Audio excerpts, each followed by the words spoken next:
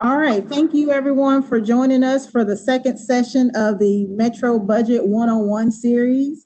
If you don't know by now, I am Councilwoman Kyonzte Toombs, Councilwoman of District 2. I'm the current chair of the Budget and Finance Committee. I am joined by the Vice Chair of the Budget and Finance Committee, Councilwoman Delisha Porterfield, who is Councilwoman for District 29.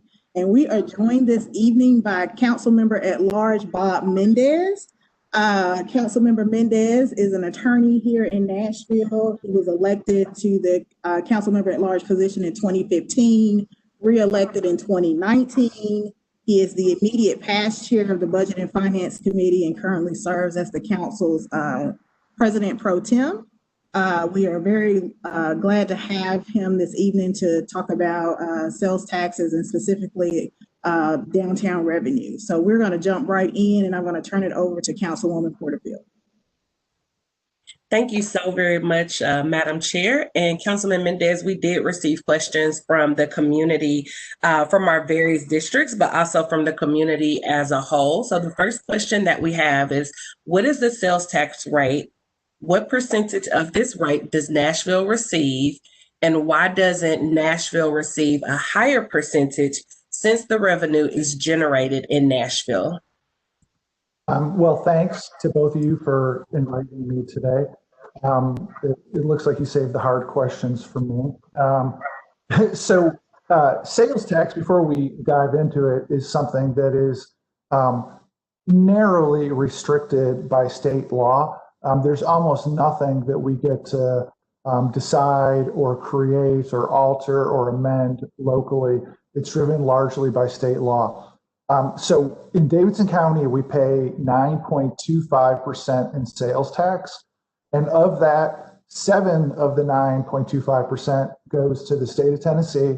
And then the quote local option part, the part that stays here, is 2.25%. And every county in the state has the state tax and then the option to add on local sales tax. So the amount that goes to the state, that's up to the state, and we add 2.25% locally on top of that. So, Councilman Mendes, we just had a property tax increase, and what we hear from a lot of constituents is that can't we just raise the sales tax rate so that all of the burden of the city's finances doesn't fall on homeowners? Yeah, there's a couple different reasons why that would be more difficult. And let me start by saying, I know y'all talked about property tax last week, but property tax is something that is also pretty restricted by the state as far as what we can do. And, you know, everybody knows there's no income tax in the state of Tennessee. Because there's no income tax, the state law is designed to have cities run mostly off of property tax and sales tax. And so how those rules work are set by the state. To raise property tax rates, to change the property tax rates, it just takes an action of the local council and mayor. So we can locally, with the city government, change the property tax rate.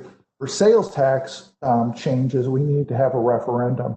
And there's also a total cap in place that we can't go above. And that cap right now would let us only go up another 0.5% of sales tax. And so we could, in theory, have a referendum to raise the sales tax rate by 0.5% more than it is now. And we would be allowed to do that. And trying to create a budget year in and year out, being reliant on raising and lowering the sales tax would be challenging because you'd have to work in elections every time you wanted to bump the sales tax rate up or down. So in that way, state law is designed to have the sales tax be pretty stable for long periods of time, where a property tax rate can be changed more readily. And there's also a factor that I think most people who study the topic would say that sales tax is the most what's called regressive of taxes, more regressive than property tax. And what that means is that sales tax hurts lower income people the most of all taxes. Everybody's got to buy food, everybody's got to buy toiletries, and so poor people, lower income people are going to pay the same amount of sales tax for their groceries and basic necessities as somebody who's a millionaire. And in that way, that's considered regressive because there's maybe an unfair burden on lower income people. I think I answered the question. Thank you so very much, Councilman Mendes. I'm sorry, Councilwoman Toombs, did you have a follow-up to that question? I didn't. Oh, okay, I'm sorry, I thought I cut you off. Councilman Mendes, we hear a lot about big events occurring downtown Nashville that generate lots of revenue, like the NFL draft. The number one question is, where did that money go? And do these big events pay for police and the public works staff that they have to work those events? Well, these are all good questions, and there's 3 or 4 things piled in there that is all somewhat complicated, and I'm going to try to knock through some of it. And if I miss part of it, let me know. First of all, the big dollars we hear for these big events are mostly put together by the PR people, and not by city government, and not by any sort of scientific method. So you hear numbers like the NFL draft brought $100 million to town, or a gazillion dollars, just really large numbers. And you can't find anywhere where anybody will give you a spreadsheet to back that up. And the fact that those numbers get pumped out make it, frankly, kind of confusing. And one thing that I have found hilarious about the draft is y'all may remember that the marathon was the same weekend as the draft.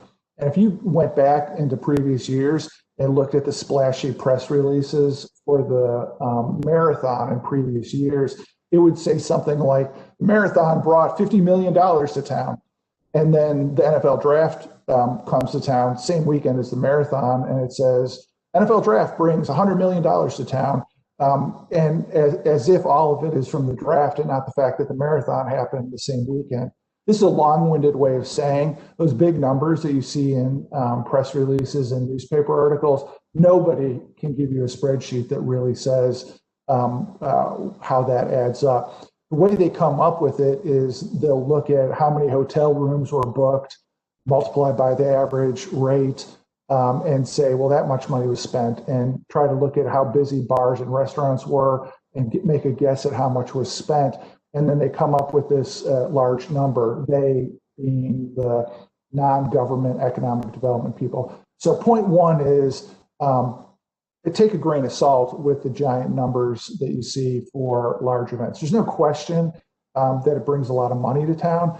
How much of it ends up in the pockets of private business owners, which is great because that means jobs and profit and wealth building in Nashville, but not government money. It's money that's going to businesses. Those numbers take with a grain of salt. Secondly, you asked about whether the big events pay for police and public works staff. And the answer is historically, that's not been the case. The city has historically viewed its job as being able to provide security for whatever happens in town.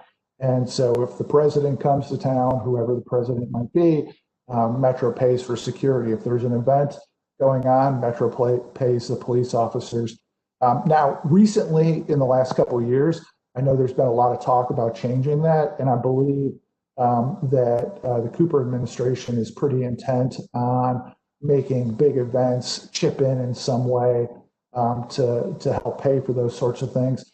And on top of that, the city, this administration has gotten an additional contribution of funds from the Nashville Convention and Visitors Corporation, a $3.6 million payment.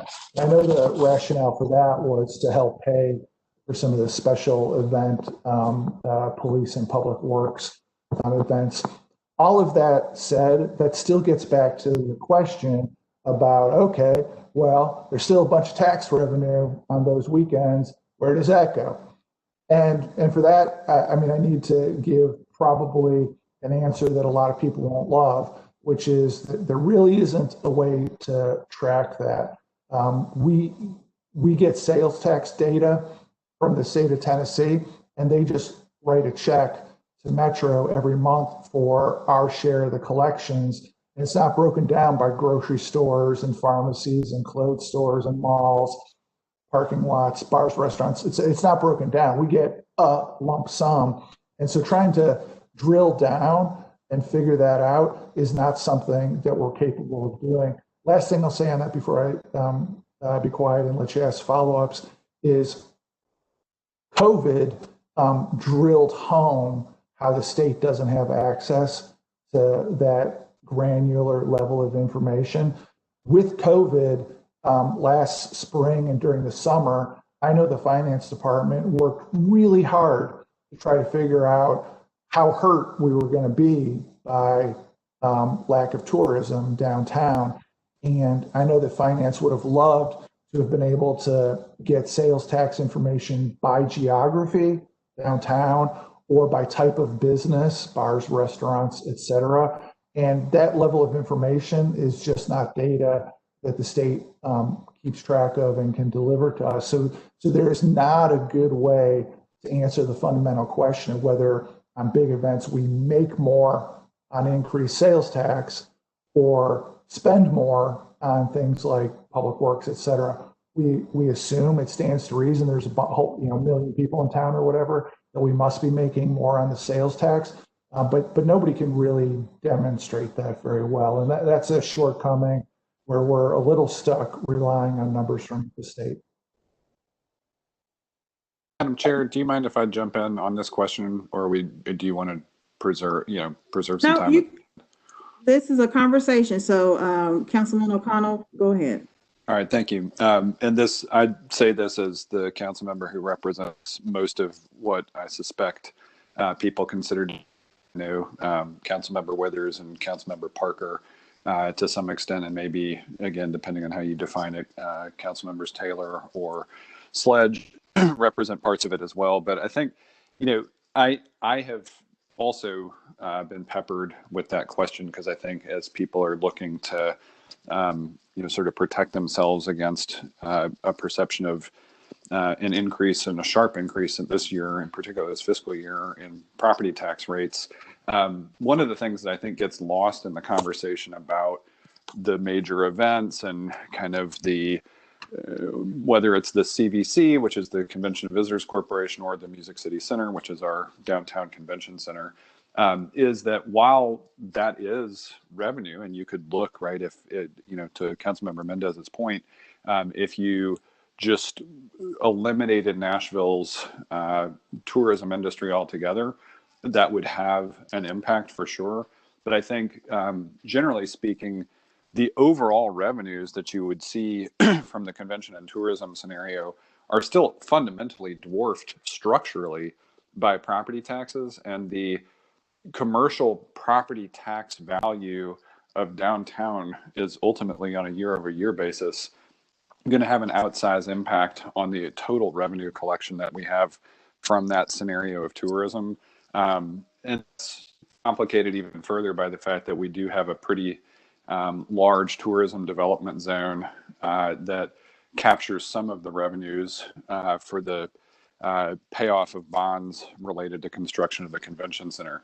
Now, I do think the most important question there fundamentally is, are we winding up in a net position where we are able to provide appropriate levels of, all of the management around big events, whether it's traffic and parking, if it's security and public safety, all those kinds of things. Are we, paying for those from a general fund? Well, does the entire revenue base support that and the general functions of the city? And I do think that is an important question that probably does bear some further scrutiny. And I think Mayor Cooper is exactly correct in trying to focus on ensuring that events do more to kind of pay for the expenses that they incur.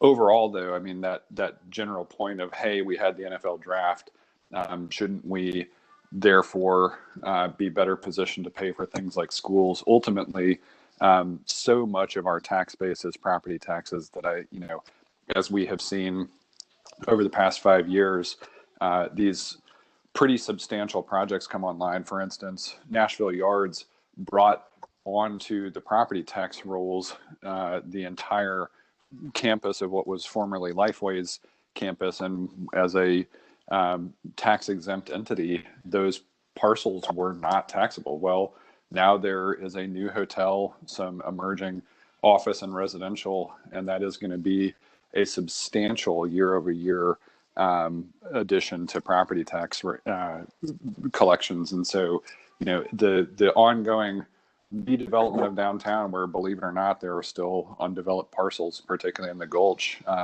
Every time we see a building go online in downtown that is multiple stories and has, an assessed value into the tens of millions of dollars, those are really important moments for the city alongside those major events. Chair Toombs, Councilman O'Connell reminds me of a couple points that probably would be appropriate to underscore and emphasize. The question was about how to measure the benefit of the super mega events, but a different question would be, how does downtown compare to the rest of the county in creating tax revenue? And on that question, that's a little bit easier to figure out on both property tax and sales tax. And I don't have that data in front of me right now, but downtown geographically is something like 0.3% of the county, less than 0.5% of the county geographically, and creates an enormously outsized, huge, massive percent of the revenue for both sales tax and property tax.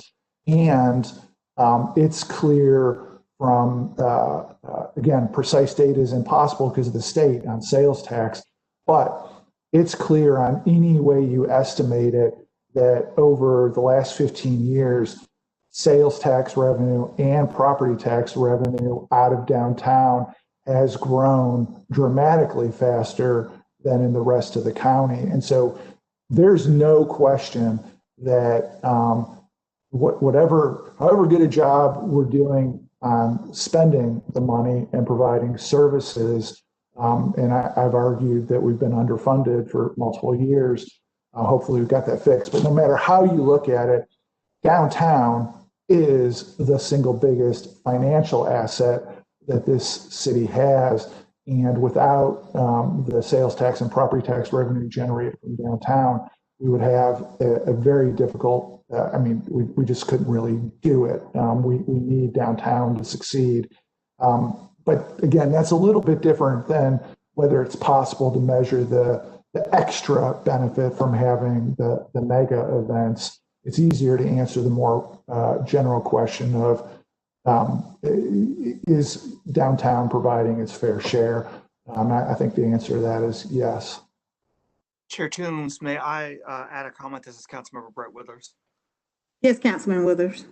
Thank you so much. And thank you to Councilmember Mendes for all your work on it. I really kind of want to follow up a little bit on Councilmember O'Connell's commentary because Councilmember O'Connell and I do share the river in most of the hot area where you have events occurring. One thing that I frequently find myself having to remind constituents about is that many of the events that occur downtown are in fact privately funded. There are very few, if any, events that are actually funded directly, at least, by Metro government. And so if it's the Christmas parade, if it's CMA Fest, lots and lots and lots of these events that occur downtown are privately funded. And so I think a lot of people imagine that Metro is funding a lot of those efforts. And that frankly is not true. There could be some level of certainly of public works, Metro Police, fire, emergency management, staffing that goes toward those events. But one of the things that I've been watching myself during my term on the council is that certainly the Briley administration negotiated to have a fair amount of that, I believe, reimbursed. And the Cooper administration has expounded upon that in ways that I think are really beneficial. Another thing that I really want to point out, I find myself having to point out to a lot of District 6 constituents, is that the tourism development zone, as it pertains to sales taxes, does not cross the river.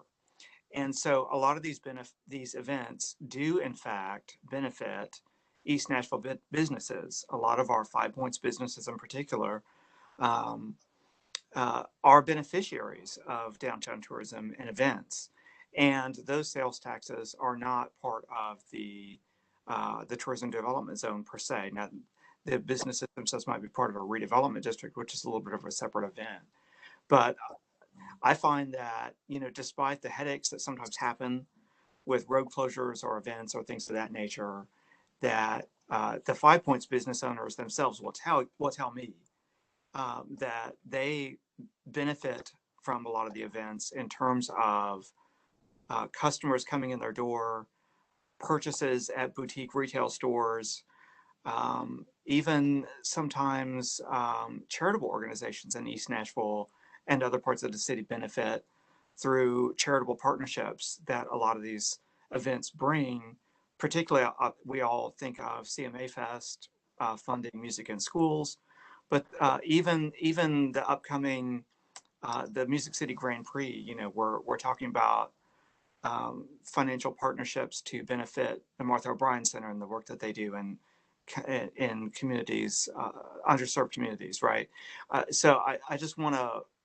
The flip side of that coin is that if you ask what is the benefit of having some of these events, it actually is quite large, and it is quite large, particularly when it comes to hospitality workers, many of whom are low-wage workers, but they are my residents who live in public housing, who are persons of color. That's a job that they can get. Maybe they can get to it on a bus. In some cases, they walk to it. But those are, truly. But the benefit of these events reaches deep into the community support services. It reaches deep into fundraising for schools, into providing jobs for some of our underserved and lower income residents who live in public housing that are close enough to downtown, maybe, that they can walk to a job down there.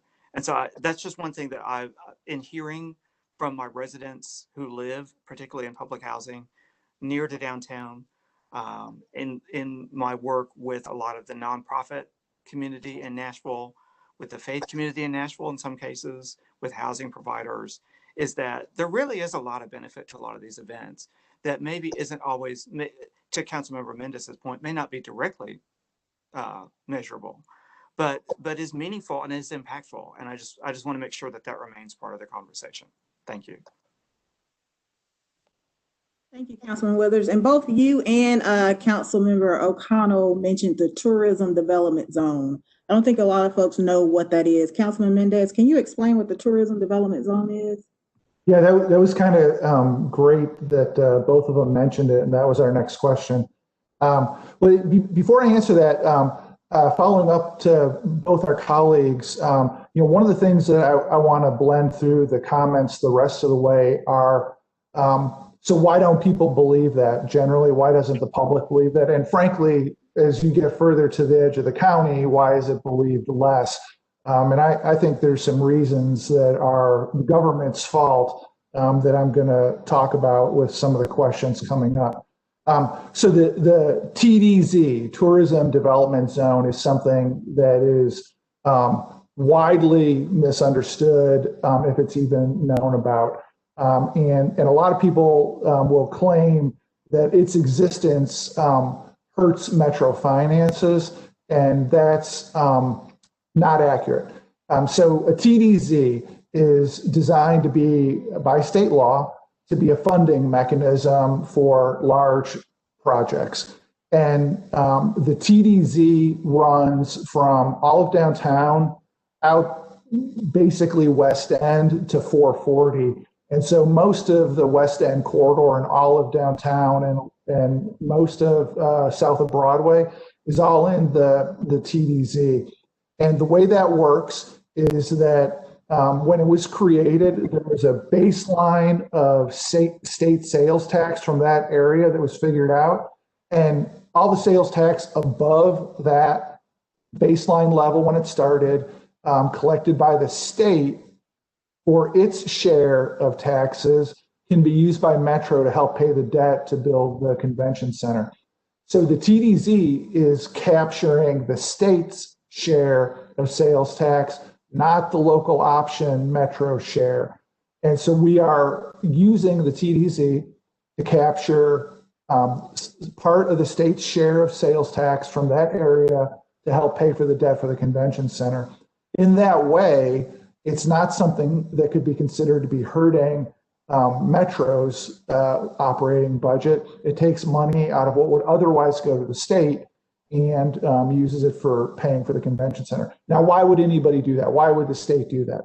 Well, the state does get a pretty significant benefit from having the convention center there. And in order to create one of these TDZs, it requires action by the state legislature as well as Metro, the Metro Council at the front end. Both parties have to agree that it's beneficial for both parties in order to do that. And it doesn't last forever. It lasts long enough to cover the debt on the convention center. It is a major part of how the convention center gets built, and that's from the state's share of sales tax, not from the Metro share.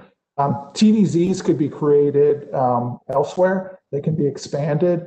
If there were ever another project that the state was interested in, another tourism development zone could be created to help pay for something there. And it does not cross the river into Councilman Withers' district. It starts downtown, covers downtown, south of Broadway, and out, like I said, to 440. I know that's confusing, very confusing. Any council member that's listening, John Cooper, our council director, John Cooper, wrote the council analysis when the TDZ was expanded to pay for the convention center. It's from like 2011 or 2012 or something like that. It's great. It covers the whole thing. Just email Council Director Cooper and he can send you that analysis and explain it. Anybody who's not a council member, feel free to email any of us who are on this call, and we'll get you that written analysis from our council director about how to think about what a TDZ is. So Councilman Mendes, so within the tourism development zone, the sales tax that is generated within that designated area, the 7% that would normally go to the state, we get to keep part of that 7% in order to pay for the convention center. Yeah, and let me make up numbers just to illustrate it. I'm making up numbers. These are not real numbers, okay? And let's say the legislation to expand the TDZ for the convention center, if the state was getting $100 million in sales tax in the year before that, and now the state's share is 120 million, that extra 20 above the baseline of what it was at the start, that share of the state's sales tax from in that area can go toward convention center debt. And the city is still keeping its 2.25% share of the sales tax, right? Absolutely. And I know, because this is so confusing, I'm sure you saw it last year. I've seen it for as long as I've been in the council. There are people in town, because it's confusing and it's hard to get accurate information, who have a talking point that the TDZ is why Metro has a budget problem, and that it just couldn't be further from the truth. We still get all our sales tax revenue from the area.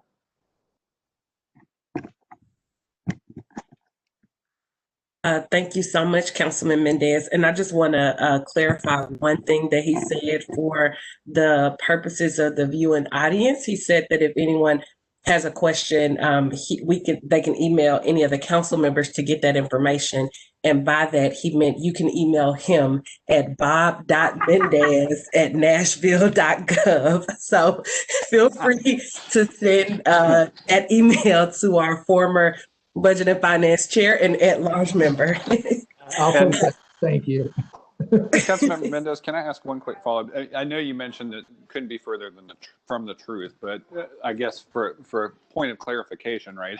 If we weren't in fact paying off bonds for the convention center, the finances of downtown would be slightly simpler, correct? Yeah, we'd have less money. That would definitely make it simpler. And so listen, the financing structure for the convention center pulls money from 1, 2, 3, 4, 5, 6, 7, 8 different sources, and the tourism development zone is only one of the 8 sources that backs up the bond debt. Now, it's a pretty big source, and my point is that the existence of the TDZ does not hurt the Metro government's finances. There is, a part of the airport departure tax, rental car tax, a $2 per room night charge, part of the hotel motel tax, operating revenue from the convention center. All those revenue sources kick in to help pay the bond debt. And so to answer your question, Councilman O'Connell, somebody would have to go through the work of does the existence of lots of conventions and the sales tax revenue from that outweigh having to dedicate these revenue sources to help pay the debt on the building. Right. That's exactly what I was getting at, because I think that is another point that's important to understand, is that it's not as though the convention center itself, while it is publicly operated, unlike many cities, it actually operates with a surplus and has generated a considerable amount of adjacent private development south of Broadway. So, I think these conversations, we always need to be mindful of what is the net, not just what is the cost. Is there an upside? Is there a benefit? Is that benefit justified on the basis of some of the public investment we're making? So I think all of those things need to be taken into consideration. So I appreciate that. This is one of my pet topics that I've worked on for as long as I've been in office for the last 5 years, and I'm going to keep working on. Is my argument is that especially as you get to the outside edge of the county, unhappiness with what happens with finances downtown increases as you get farther away from downtown, and that's real. And it's a mistake. I'm not saying you're doing this, but it's a mistake for those feelings and that perception to be shrugged off. I know sometimes some elements of the downtown business community sort of shrug off those concerns, literally saying those people don't know what they're talking about, but it's real. And my argument would be, my feeling has been that going back 20 years or so, the city has been fundamentally not transparent with the numbers about how economic development works downtown, and exactly what you were just talking about, Councilman, about what's the benefit as opposed to the cost. One of the things that's been pitched for a generation around town is that if we build a big, fat, shiny, nice downtown, it'll pay for the things we need to do.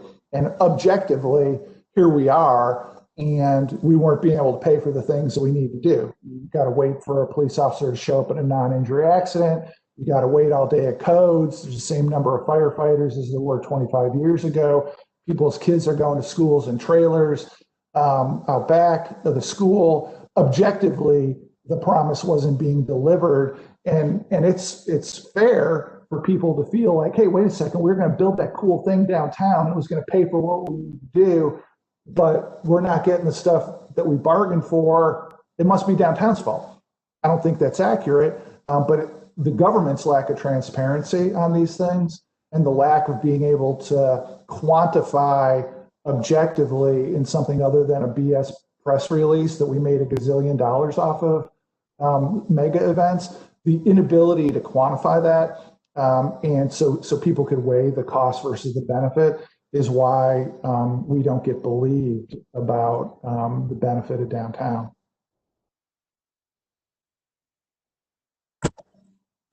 Thank you so much for that additional question, Councilman O'Connell and Councilman Mendes. As a representative in Southeast Nashville, further away from downtown, you are spot on. Many people in the community express repeatedly their concerns that money is invested downtown and they don't feel as though that money is invested in a similar matter. So I do think that there's a lot of conversation to be had and transparency around what's really happening and how it really does benefit the as a whole. So thank you for bringing that point up. This leads us into our next question, which revolves around the Music City Center. So a question that we commonly hear is, why aren't we getting more money from downtown in the Music City Center, which, you did touch on it in the last answer, but that's one specific question we hear a lot. Yeah, so a little bit of a history lesson here.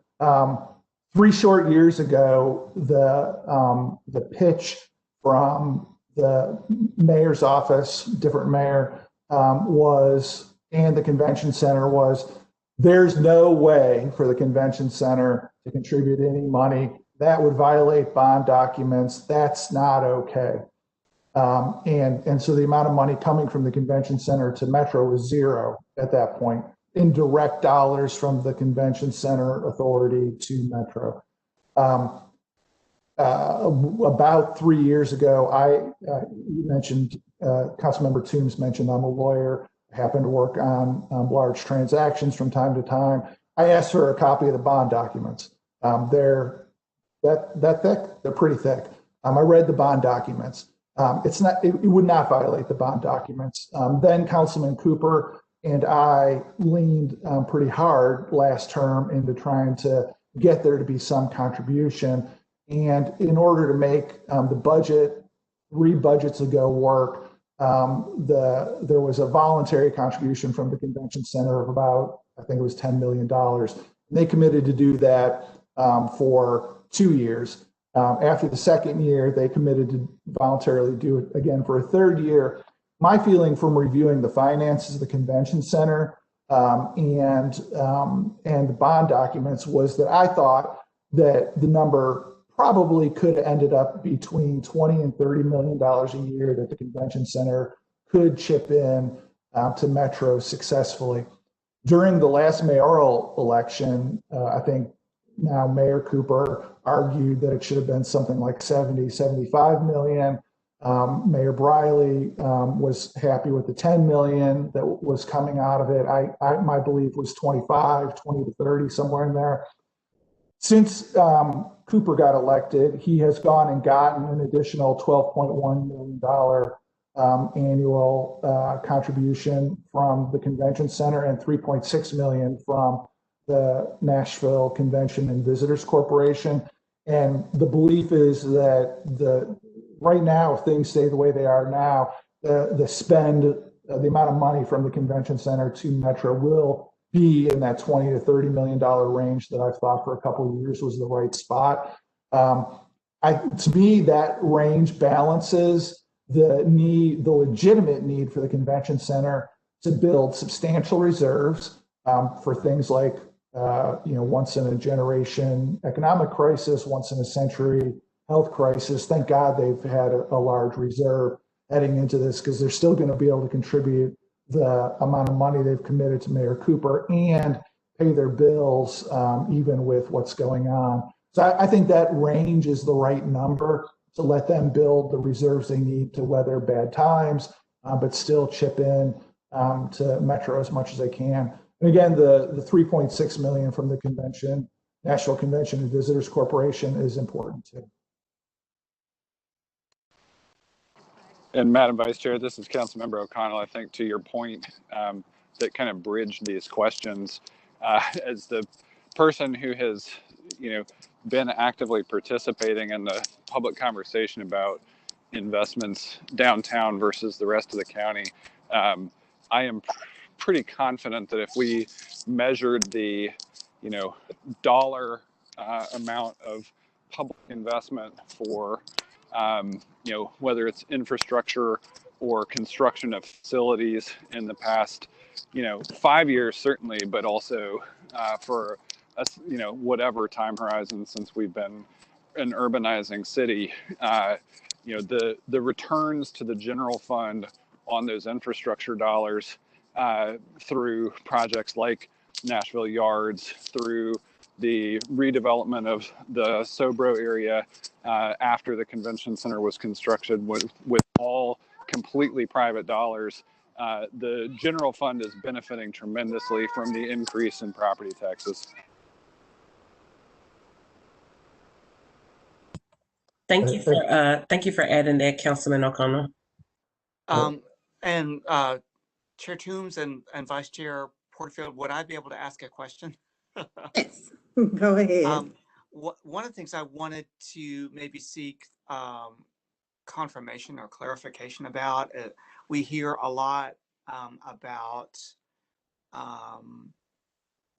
bars, particularly on the Broadway area. We hear a lot of commentary about that. I was wondering if maybe Councilmember Mendes could help us to understand how sales taxes in particular on mixed drinks, do those roll up locally? Do they roll up to the state? If so, are those affected by the tourism development zone, by sports authority bonding? How do sales of liquor by the drink in Davidson County affect funding for education in Nashville and Davidson County specifically, but also for the state? I think that's something that even I could benefit from confirmation about. Well, Councilman Weathers, you have stumped me on that one. I gather from, I don't know the answer to your question. That's a fair point. It sounds like maybe you've got some information about this, or no? What I've heard is that sales taxes on liquor by the drink go into the state education funds and cannot be touched by other taxing authorities. And so if that's true, I guess what I'm potentially getting at is that sales taxes of liquor, even downtown in the tourism development zone, potentially go to the state for education, but potentially, Davidson County does not get what I consider to be our fair share of state education dollars. That's my thought, but a little bit of that is kind of speculation based on my limited understanding of how those work. But was just wondering if you or others might have a little bit more detailed information about how sales taxes that are generated by that particular revenue source work. I think we'll have to put a pin in that one and figure it out after this call. Sorry about that. And that may be something that can be answered at the next session. We're going to have a panel discussion with Finance Director Crumbo, Comptroller Justin Wilson, as well as State Representative Love, to talk about that interplay between the city and the state and the impact on the city's revenues. So that's probably a good question for Representative Love. So we've talked a lot about downtown. That's the topic for this evening. And if you're someone on the outside looking in, you see all these big shiny developments that's going up downtown. Councilmember O'Connell talked a lot about looking at the net benefit, instead of the cost, and even Councilman Withers talked about the benefit to District 6. And there's a lot of sales tax revenue generated downtown, and Councilman O'Connell also talked about, the disproportionate amount of property tax income that's generated from downtown, which is like less than 1% of the land mass of the county. So if all of this is going on downtown and it's such a great benefit, pre-tornado, pre-COVID, the city's finances are strained. So why is that? I've got strong feelings about this. This topic is one of those topics where I'm always aware of being 1 out of 40 council members who's part-time with no communication staff. And my view on this has been criticized by the former mayor for a couple of years with the way to the mayor's office and both mayoral candidates in 2019 and all the advertising dollars they were spending. I'm confident I'm right about what I'm going to say, but I know there's been a ton of PR energy and the way to the mayor's office in the previous term fighting against it. And the answer is that downtown, our financial problems as a city before COVID struck were not downtown related. They were related to the fact that we forgot how to set a property tax rate in this city. From 1980 to 2005, this city changed its tax rate pretty regularly every 3 to 4 years through that entire time period. And during that time period, there was a culture of building the budget from the ground up every 4 years and setting a tax rate that would work for a 4-year time period, not for eternity. For good, bad, or other reasons, we got off that cycle in 2005. And instead of doing it every 3 or 4 years till 2020, the tax rate changed one time from 2020. And instead of building from the ground up, what do we need to operate for 4 years and set the rate there, it got into this political dynamic that nobody was ever allowed to raise the tax rate ever again, even though we added a couple 100,000 people to the city. And that is the nature of the financial problem. And I know when I first argued that 3 years ago, and the former mayor, I'm trying to be polite with my words, didn't care for that and argued the opposite. I know now that from what the comptroller told us a year ago, we all know now from what the comptroller told us a year ago, our tax rate was just inappropriately set. And that's the nature of the problem. Now, like I mentioned earlier, I know that there's, especially as you get farther away from downtown in the county, there is deep, deep distrust of that. Deep distrust of that. Even people who are paying had lower property taxes for 4 or 5 years than they did in the early 2010s have deep distrust of that. And there's, I say with, I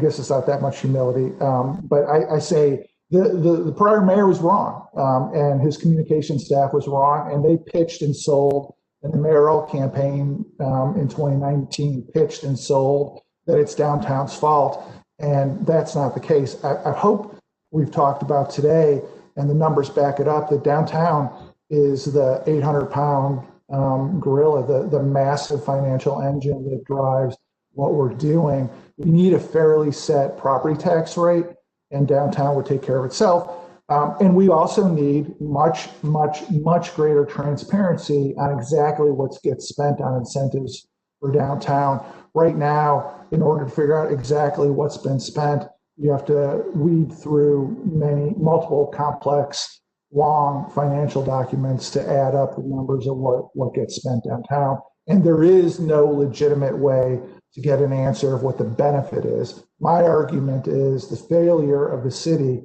to easily tabulate what we spend downtown and honest, fair way of measuring the benefit is the reason for distrust of what we spend. And Madam Chair, if I might follow up, I think this particular fiscal year was fully illustrative of that, arguably the most conservative member of the council in offering a budget with pretty devastating cuts to public services still relied on a substantial property and other taxes increase in order just to achieve a balanced budget. And so again, I think to Councilmember Mendes's point, this is not structurally a downtown problem about, overinvestment and under allocation of resources. I mean, this is fundamentally the bigger issue of that cyclical and structural nature of our overall rate and the way that we also discuss priorities as a city in general, right? I mean, even with where we are right now, which, and I think Mayor Cooper has correctly identified this in some ways as rolling back an inappropriate tax cut at the time when we failed to adjust our rate 4 years ago. Given all of that, we are staring at a future that, while there is some COVID uncertainty, my hope is that by the end of our next fiscal year, we will have at least set up some structural stability in our finances that allow this sensation of, almost a sense of cognitive dissonance about events and a downtown-centric focus to dissipate a little bit. But to Councilmember Mendes's point, it's going to take a lot more public conversation, a continued focus on transparency about finances, and really, as many of us are coming to this meeting from a joint education committee with the school board, a serious discussion on what our priorities are and the other things we need to invest in, from education to transit to public safety, to ensure that the city feels as though it is in balance and that people are generally satisfied with the public investments that we're making. And I know y'all have a handful of questions left, and we'll run out of time. So I promise to keep my answers sharper and shorter going forward. Madam Chair, with respect to future questions, would I be able to provide a brief comment as a follow-up to Councilmember O'Connell's comment? Go ahead, Councilman Withers. Well, thank you so much. I think Councilmember O'Connell and I would agree on this, that what we hear a lot from Southeast Nashville in particular is that you're having a lot of density increases, a lot of times by right or by request in Southeast Nashville, and your schools are over enrolled. That's what we hear a lot and have heard for a long time. In the downtown and East Nashville area, what we often find is that our schools are under-enrolled pretty significantly. And sometimes what we need to, in order to accommodate more of the growth and density in the urban core, kind of where it belongs, in order to get the growth and density to support our schools that are half enrolled or less, in order to get that growth and density where more people could walk or bike to work downtown and not have to be on the interstate. Sometimes what we need, the only thing we need really, is we need public infrastructure spending on roads, bike lanes, and some of those things.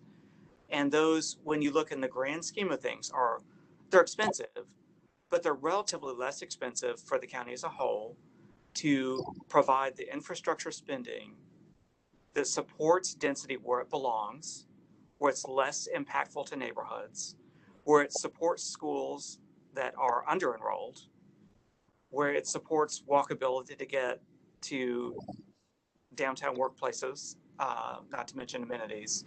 But sometimes that's it. And I know that there are a lot of times there's a lot of competition for infrastructure dollars throughout the county. But I guess what I'm asking folks to think about is that even for Envision Casey, it's enormously expensive for MDHA to finance affordable housing when they have to spend $1 bajillion to replace sewer systems and to build streets that are required either by the EPA or by Metro ordinance. And so sometimes in some of those locations, if we put the public dollars to say we're going to put the sewer system, the electrical system, the natural gas system, the streets, the bike lanes, if we're going to put it in those areas, fund it in those areas where we can accommodate that density, where we can get people off the interstates, where we can get people onto a bus line or maybe onto a bike lane to get downtown, the overall cost to the county is lower than pushing that density further out to some of your outlying areas. Now, it's going to look like we're investing only in the downtown urban area, but what it actually is going to potentially result in, if we do it in a smart way, is that we're putting infrastructure investments that allow us to support dramatically increased density downtown where it belongs, where our schools are under-enrolled, to relieve that pressure in the outer parts of the county, and to not have development happening at the edges of the county where the fire departments, police departments, school systems, and everything else is already strained. And so I just want to put that out there for folks to just think about that. It's a little bit counterintuitive, but to think that sometimes investing in sewers, roads, bike lanes, sort of in the urban core and building your way out actually helps to potentially solve some problems that y'all are having in parts of the county. Councilman Withers, I will, on behalf of the outer edge of the county, say that you just kicked over a hornet's nest that could have a 4-hour conversation where people would fight you over that. But that's not really the topic for today. And so other than on behalf of the outer edge of the county saying, I'm not sure about that, maybe we can save that for another day and let our hosts get to the rest of their questions. Thank you for those comments, Councilman Withers and Councilman Mendes. It's funny that you said that. I already received a text message where someone said, what does he mean that density belongs in the core? And just briefly, I think you explained, I don't want to speak on your behalf, Councilman Withers, but I believe that you explained that your sentiment was when there's more density in the core, there's more access to public transportation. The schools in that area can accommodate more students. When you live further on the outskirts, it takes a longer time for police and fire to get to you. So, and he's nodding yes. So again, I don't want to speak for Councilman Withers, but I just wanted to clarify that I don't think his sentiment was that the other parts of town don't deserve infrastructure improvement. He was just saying being mindful of where we are growing as a community. So I just wanted to clear that up because I got that text message and I didn't want to leave that out there for anyone else who may be watching it. Speaking of transparency, we did just speak on transparency a few moments ago. There's often questions about businesses and entities generating a lot of money and tax breaks. So can you touch on the perception is that we give a lot of businesses tax breaks. So can you touch on, is that true? Are we giving a lot of tax breaks to businesses?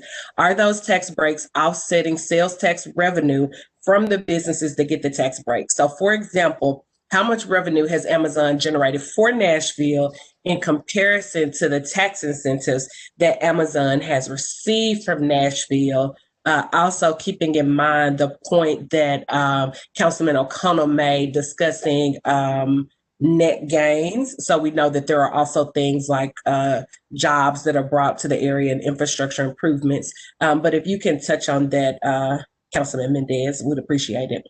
Sure. I'll start with Amazon and then talk more generally. For Amazon, they're not really here yet. Their building's still under construction. Metro has paid $0 on the incentive. Once they get here and have jobs here, they're entitled to $500 per qualifying job per year for a total of 7 years. And the value is capped, so it couldn't be more than $2.5 million a year, a total of $17.5 million over 7 years. And again, so far Metro has spent a big goose egg because they're not even really here yet. Their buildings are under construction and they've not asked for the job credit yet. So that's at $0. And this is instructive about talking points get out in the world about Amazon being this super expensive thing for the Metro budget. And it's been $0. It's been literally $0 so far. Once they are here, in addition to sales tax revenue from the spending of their 5,000 employees, there's also the property taxes. One of the they're going to have 2 new buildings that are high rises that are going to be fully on the property tax rolls. Every bit of that will go to the bottom line. It's not getting pushed off to pay for anything else. And so those 2 buildings alone, property taxes will more than cover the job incentive that'll be spread out over 7 years. More generally, this is a place where Metro is not good at transparency. The Metro audit every year, it's a couple 100-page document. Somewhere in the middle, about 100 pages in, due to my time on the audit committee last term, there's now a chart that lays out job credits. The total amount Metro spends per year on job credits is a couple $1 million. Separately, thanks to legislation I passed last term, MDHA publishes an annual tax increment financing report, different website, different place to go look for it. But if you go there, you'll find that the average over the last couple of years of how much property tax revenue goes to support TIF projects has ranged anywhere from $7.5 million to $28 million. It's going to settle in after some refinancing around 18 to 20 million a year. Separate from that you got to go to a different place to find is payment in lieu of taxes for a couple other buildings. That total is well under 10 million a year. If you pile up every economic incentive this city does, every economic incentive without any regard to the benefits that we get from it, it might total $45 million. Comes out to about 15 cents of property tax is what that's equal to. And I would argue, even though there's nowhere that Metro could prove it, because it doesn't do the work to prove it, the benefits are easily offset by that, just by the jobs for people who live in the city. So that's the best answer I can give you on that. And Councilwoman Porter, I want to follow up on that, and I hope Councilman Mendes, you don't mind us holding you over for a few minutes, because sure. I got a text message from a constituent that says, "I'm confused. Amazon is here. They are getting an unfair tax break." So can you respond to that? Because I think there's some confusion regarding Amazon. I know that I know there are a lot of people that don't believe this. Metro government from the beginning of time until this minute has spent $0 on Amazon. Full stop, no caveat, no nuance. Metro has spent $0 ever on a tax break for Amazon. Now, we're obligated, once Amazon raises its hands and says, we want the job credit, then they're entitled to a job credit for 7 years, up to $2.5 million a year, if they can prove to us the jobs to back it up. And so they will wait until their towers are filled and they've got a bunch of thousands of new employees working. Presumably at that point, they will raise their hand and say, we would like the tax credit. And then we'll start paying that over a period of 7 years, capped at the numbers I mentioned earlier.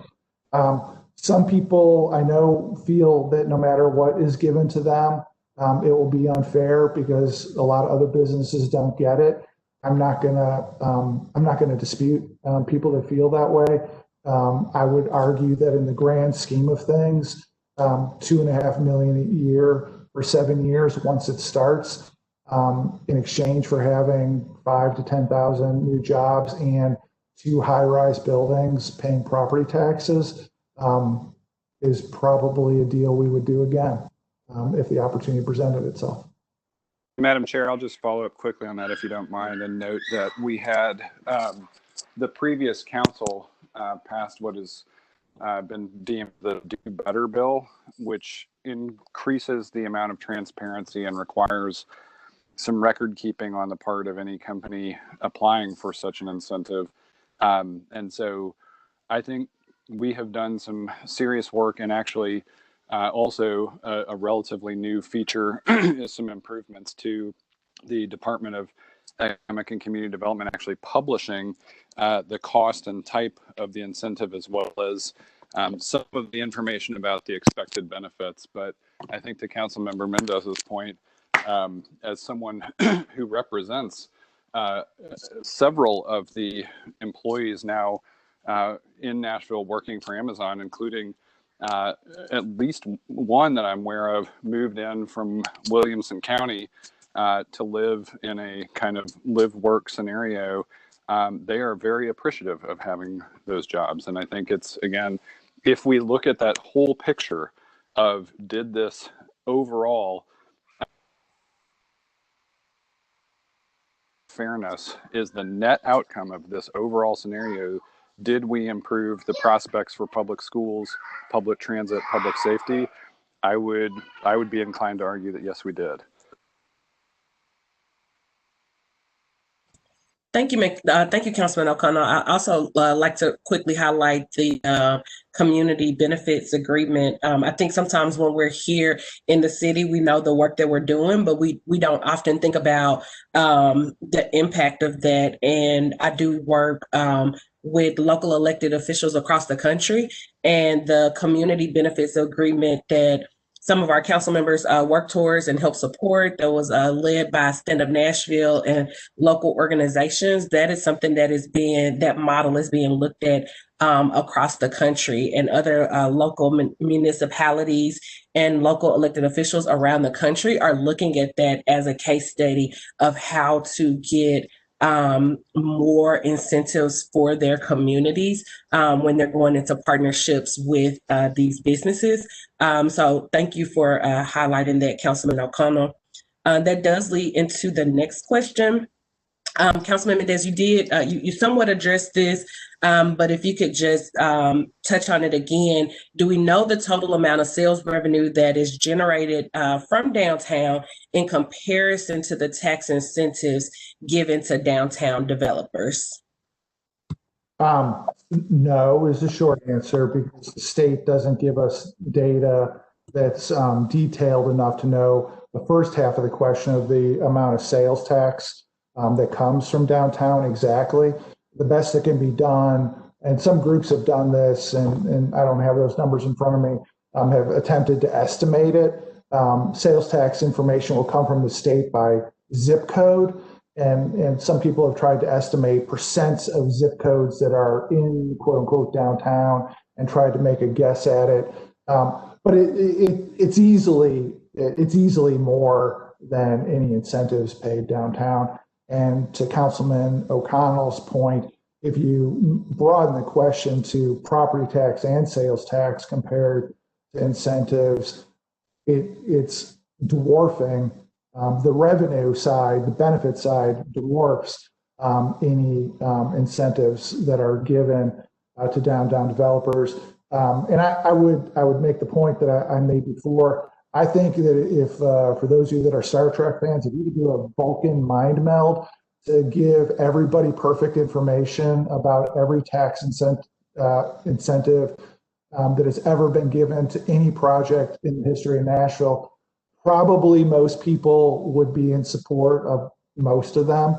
And the problem is that there's not a scorecard somewhere. There's not an honest scorecard that compares the cost to the benefit.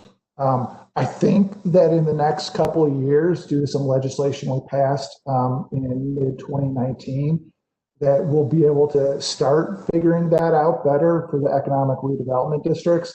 We're obligated under a law we passed in 2019 that if tax increment finance, one of the economic incentives for developers at times, is if TIF, tax increment financing, is going to continue in Nashville, we're obligated as a city to demonstrate the cost and the benefit. And I'm actually meeting soon with some people in planning and MDHA and finance about how we're going to go about trying to implement the legislation we passed in 2019 to force us to state what the benefit is for redevelopment districts, as one example.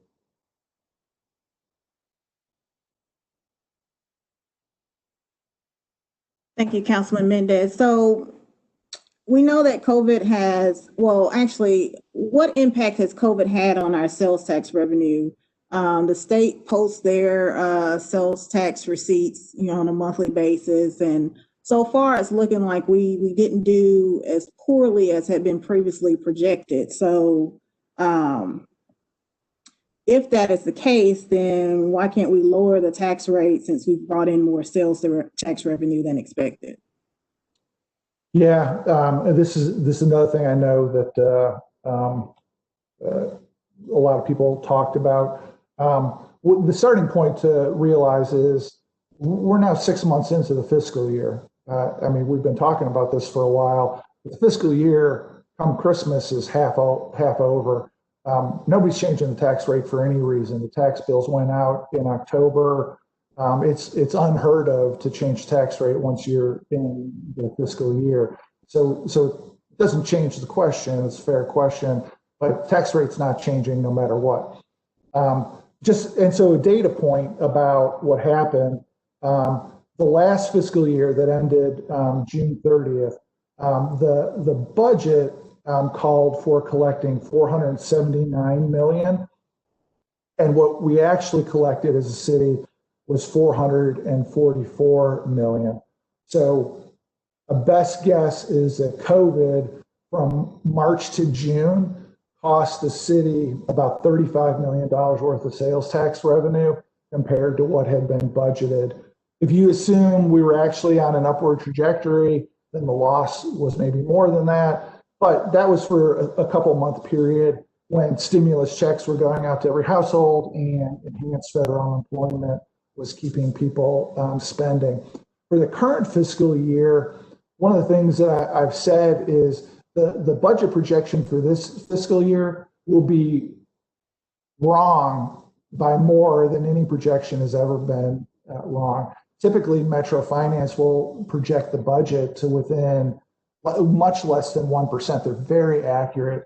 And this year, because of COVID and the financial crisis and political turmoil, perhaps, we'll be lucky if the number that was in the projections in our budget, we'll be lucky if it's within 5% of right.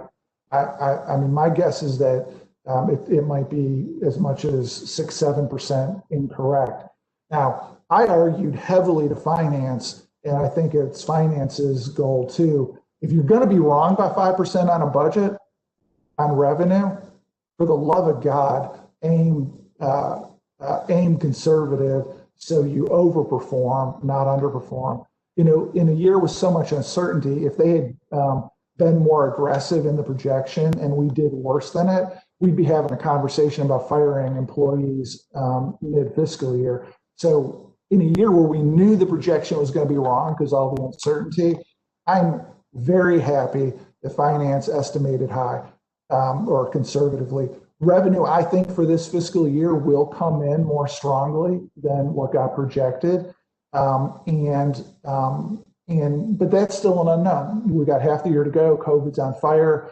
We don't know what's going to happen.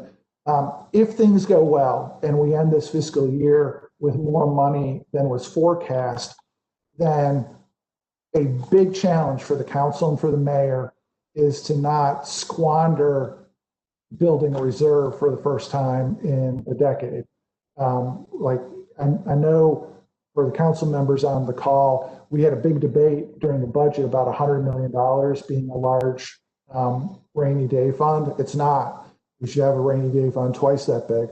If sales tax revenue, property tax revenue do better than projected, we need to be increasing the amount that we've got in reserve so we can actually withstand a rainy day without tagging citizens with a big tax increase.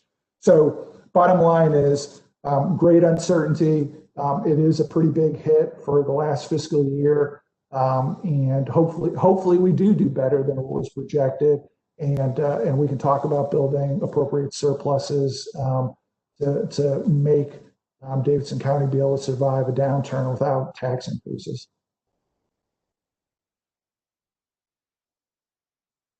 Thank you, Councilman Mendes. We do have just a few more questions if you all don't mind hanging out with us just a little bit more. Before we go into the next question, Councilmember Hauser's hand has been up for a while. Councilmember Hauser, did you have a question? I did, but I think it's been answered, so I'll just take my hand down. Okay, thank you so much. So, Councilman Mendes, you may have covered the majority of this, how COVID-19 has impacted our sales tax revenue. But if we are over our projections, why can't we lower the tax rate since we brought in more sales tax revenue than we expected? Do you believe you covered all of that question, or is there anything else you want to add to that? I think, I mean, the only thing I would add is, I got a voicemail today from a retired gentleman. He and his wife live on a fixed income. Their fixed income is a little bit higher than what it takes to qualify for the property tax freeze under state law. And so they're having a hard time with the additional $500 in property tax bill. And he wanted to talk about that, and we exchanged some thoughts. For people like that, my biggest recommendation to the council members that are not term limited, I'm going to be around for 3 more budgets, and that's it. A lot of y'all are going to be around for as many as 7 more budgets. Do not squander what we just did, and at the expense of people on fixed incomes. We waited at 15 years, 1 rate increase only, and this will happen again if we do not adjust the tax rate every 3 to 4 years as a city. And that means folks who've got another 7 years may have to change the tax rate a couple more times. And the only way to make life more predictable and safer for folks on a fixed income is for the city to be predictable and moderate on those rate increases rather than waiting for 15 years to do it. It's not fun to interact with folks who are legitimately complaining about that. But it would have been worse if we waited another year. And I'm sorry that we had to do it. And I hope the council members that are going to be around for a while are dedicated to making sure we adjust it more quickly than once every 15 years. Thank you, Councilman. And the last question that we have on my end is, how do we make sure residents of surrounding counties that work and play in Nashville pay their fair share since they use our infrastructures and parks? Yeah, so this is a question we get a lot, and I sometimes call it invent a tax. I know all the council members get this. Like, we can just solve the problems if we just charge everybody who drives in the county, $50 to drive in the county, or if somebody wants to use Riverfront Park and they're from outside the county, charge them $10. And so there's 2 headwinds to charging people outside the county for things.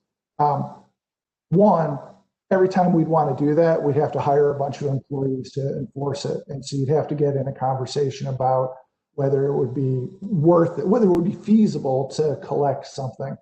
Second, in some instances, some of the invent a tax ideas are not legal under state law.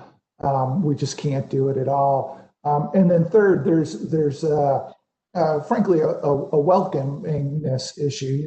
It's easy for us sometimes who live in the city to pick on the folks who live outside the city, but they're as big a part of the economic engine here as anybody else. Almost anybody who drives into the county is spending money in the county. So some of these things are possible, but they would tend to come at a cost.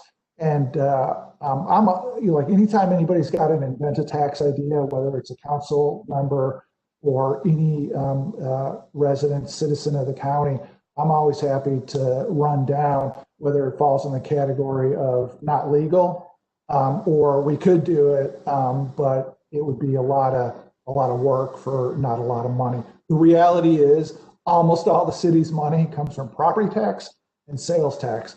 Combined, that's some 75% of our revenue. And so other things like hotel taxes or vehicle fees, you could double them or triple them, and it doesn't really move the needle on the budget the way property tax and sales tax does. And that's by design of state law. Don't have an income tax here spread around municipalities. We are supposed to, under state law, make our money on property tax and sales tax. And so I hope that answers the question. Thank you, Councilman Mendes, and thank you for spending a little over an hour of your time this evening answering questions about sales tax revenue and downtown revenue. The Metro Budget 101 series will continue on Thursday, December the 17th, starting at 6 p.m. And we will have a panel discussion. We will have Finance Director Kevin Crumbo, State Comptroller Justin Wilson, as well as State Representative Harold Love joining us for that conversation. So please tune in for that third session of our 11-part series, and have a good evening, everybody. Thanks a lot. Take care. Thank you. Thank you, Madam Chair. Thank you.